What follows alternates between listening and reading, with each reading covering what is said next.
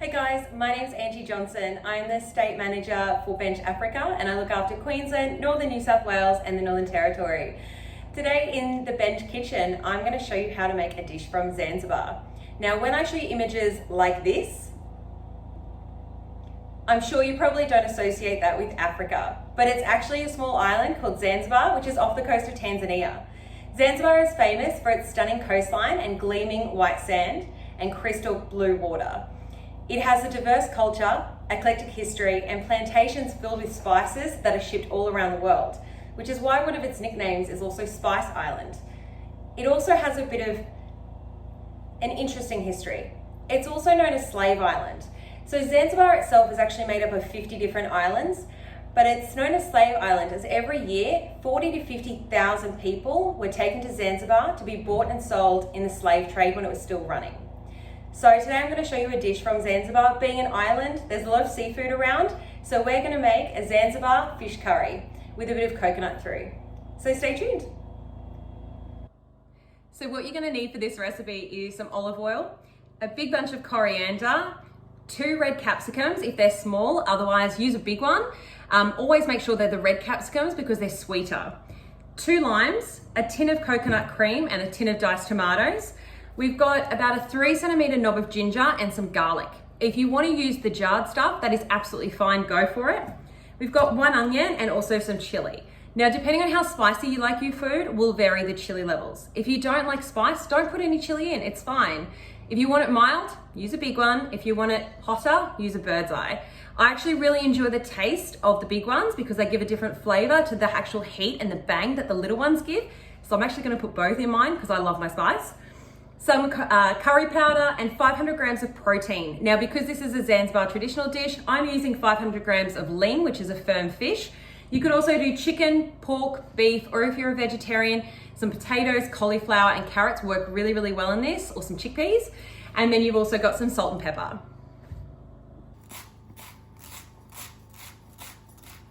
So my rule of thumb in any recipe is double the garlic.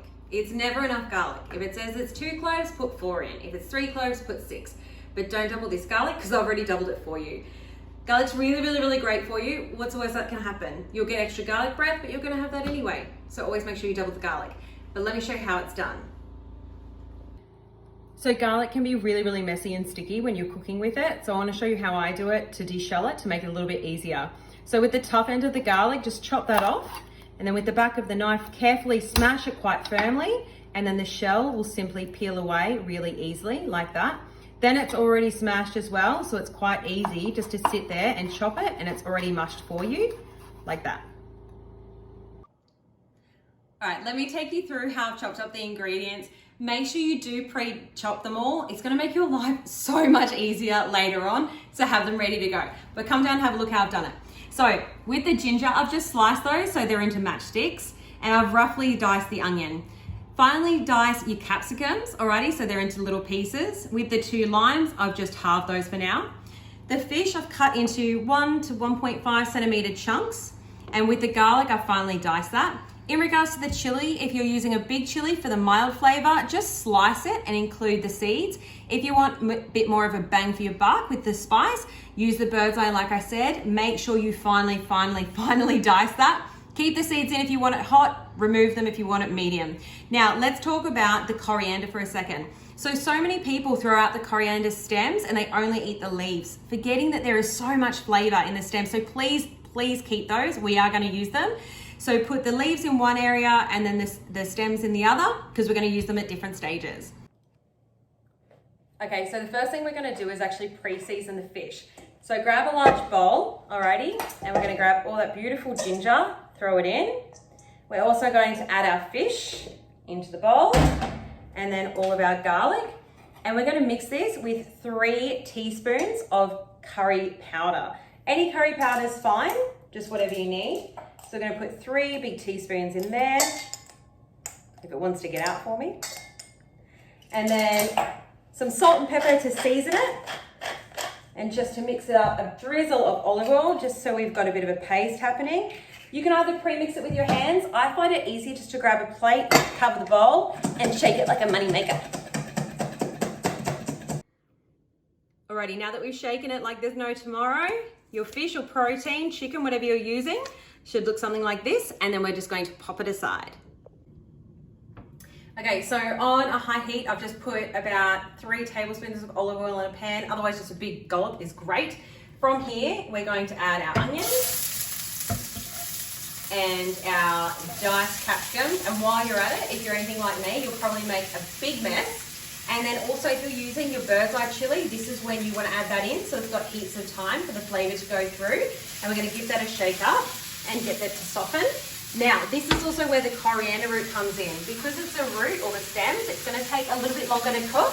So add that in so we get the flavour.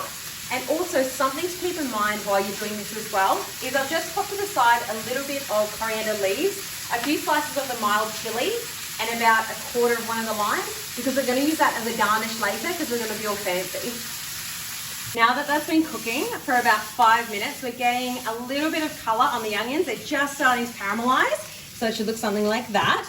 So now what we're going to do is put in the juice of one of the limes. Remember, we've got 2. So throw the juice in of one of the limes, but also throw the actual whole lime in because it's just going to give flavour later on. And then also all the rest of that coriander. What we're going to do from here is give that a good stir, add the tin of diced tomatoes and cook that off for about another 5 minutes. Alrighty, now that that's cooked off for about 5 minutes, we've got this really red, beautiful looking sauce started where they're going to add the whole tin of coconut cream. This is probably my favourite part of making curries, when the cream actually hits the sauce and you start combining it. Then we're also going to add 2 more teaspoons of curry powder. And then from there, we're going to give that a really, really good stir so it starts mellowing through and all combining.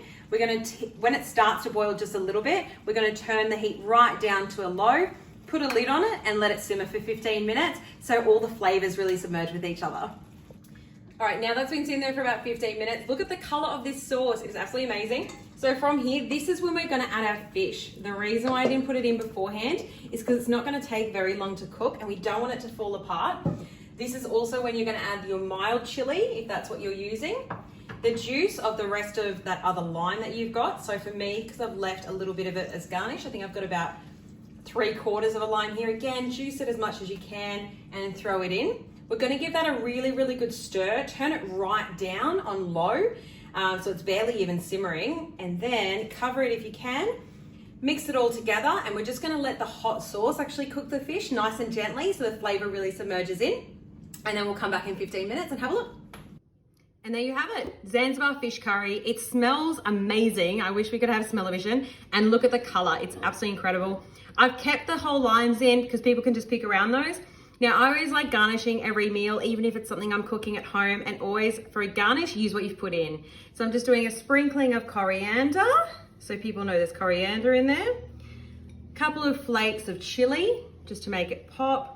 Those 2 wedges of lime that we kept aside, and because we've got coconut cream in there and we are talking about an island dish, just some flaked coconut on top, just to break up that colour a bit. And there you go.